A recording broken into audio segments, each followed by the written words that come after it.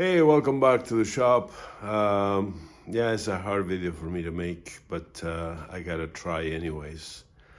Uh, if you saw the thumbnail, you might be thinking what's going on. So the time has come to make a decision basically and say goodbye to the shop. But I'm sure you don't necessarily want to see my ugly face, so we'll swap to the other side and we'll talk a bit and I'll tell you what's going on. So, not sure if you know this or not, but this is a hobby for me, and my actual business is doing a real estate video, and so I'm self-employed. This is a little house that we set up to with intentions of retiring, and we grow a lot of stuff here, and I build my dream shop hoping to retire, but there's only so much you can say these days online without getting backlash. But I'm sure you understand how things are in North America. So I'm originally from Argentina, and as it stands, the current situation jeopardizes my chances of retiring, and I know you can easily say, well, you can always find a job. And I say to that, I worked my whole life, and I came here to work hard so I can retire, so I'm not willing to give that up. And understanding that, I was faced with the hard decision of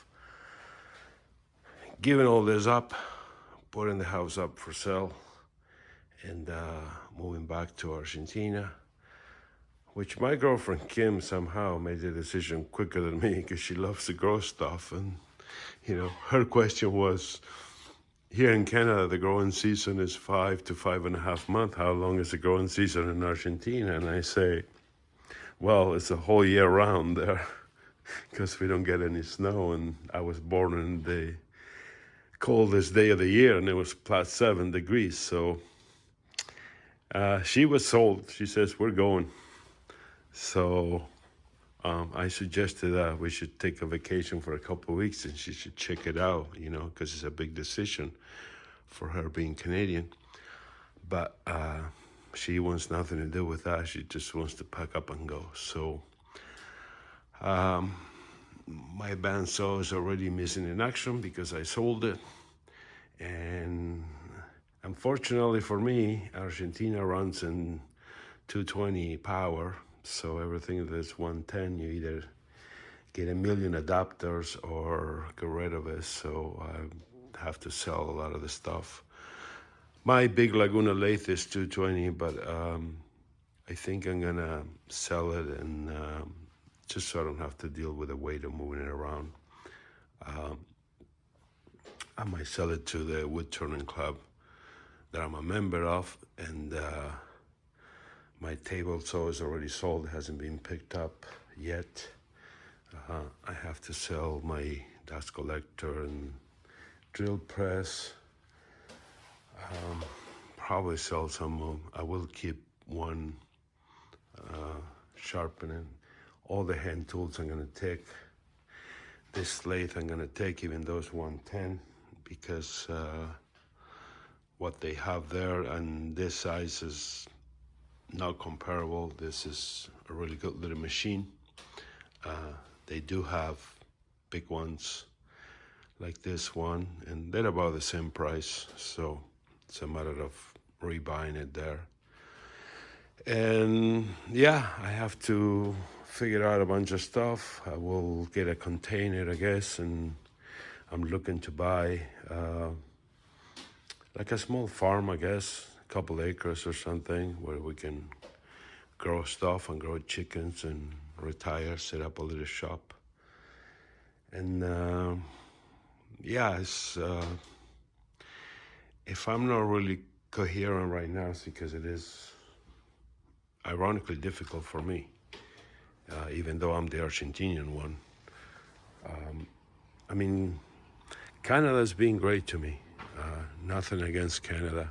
I had great opportunities. I was smart enough to take the opportunities that were given to me.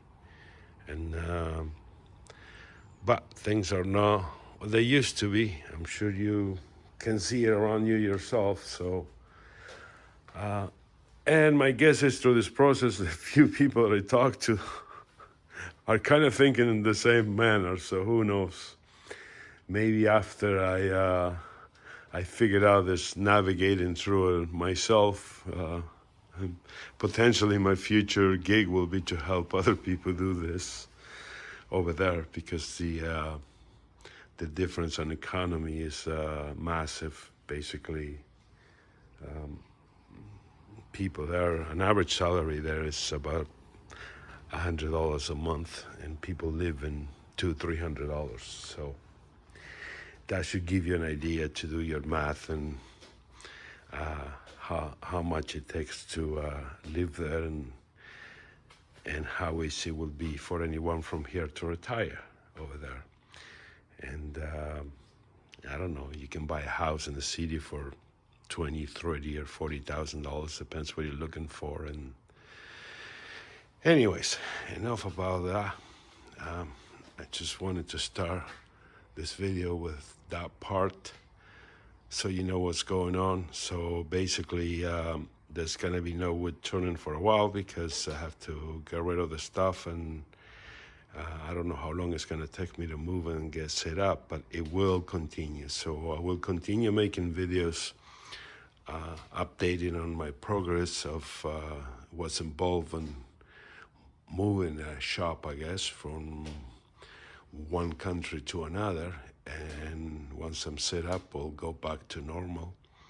But in the meantime, if you're interested in follow this adventure, by all means. I don't normally ask people to subscribe to the channel, but I'm just saying, if you're interested in following that story, I will post updates as to what's going on and what the mechanics are into doing this. And yeah, if you, I don't know, because having the channel, you know, I'm assuming some people will go, well, you know, I'm not going to follow this channel anymore. And if that's you, I have to tell you that I do appreciate the time that you did. And if you want to remain for the ride with me, I will really appreciate it, because I'm going to miss this country a lot. And I think my YouTube channel will be my way to stay in touch with a lot of you and still share what's going on and learning more about wood turning and all that stuff. But anyways, I'm going to cut it right about here, because I seriously don't even know what to say anymore. So I thank you for hanging out. And if you have any questions or anything, leave me a comment, and we'll take it from there. Thank you, and I'll see you on the next one. Ciao, ciao.